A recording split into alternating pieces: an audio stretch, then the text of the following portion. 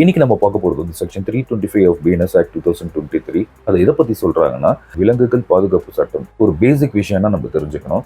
இந்த சட்டத்தில் என்ன சொல்கிறாங்கன்னா, ஒரு விலங்கை வந்து துன்புறுத்துறது, இல்லை வந்து அதுக்கு பாய்சன் வைக்கிறது, ஒரு விலங்கை வந்து துன்புறுத்தி அதை உடல் உறுப்புகளை சிதைக்கிறது, அதை வந்து ஊனமாக்குறது, அதை ஹேண்டிகேப்டட் ஆக்குறது, இது வந்து ஒரு கடுமையான குற்றம். இது வந்து வளர்ப்பு பிராணிகளுக்கும் பொருந்தும், அதே மாதிரி தெரு விலங்குகளுக்கும் இது வந்து பொருந்தும்.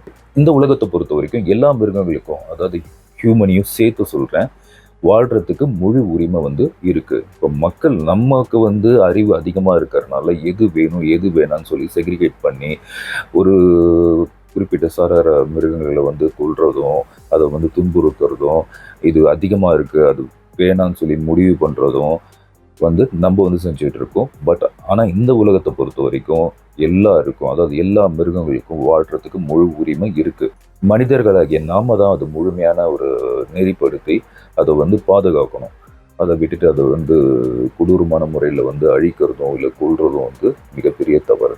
ஒரு விலங்கு வந்து நம்ம வந்து விஷ வச்சு கொள்கிறோம், இல்லை அதை உடல் உறுப்பை வந்து சேதப்படுத்துகிறோம், இல்லை ஊனமாக்குறோம், இல்லை ஏதோ ஒரு விஷயத்தை வந்து அதுக்கு அகேன்ஸ்டாக பண்ணுறோம்னா அதுக்கு வந்து செக்ஷன் 325 பிஎன்எஸ் ஆக்ட் 2023 படி அந்த குற்றம் வந்து நிரூபிக்கப்பட்டால் 5 இயர்ஸ் வரைக்கும் வந்து ப்ரிசன் வித் வந்து ஃபைனும் வந்து கொடுப்பாங்க.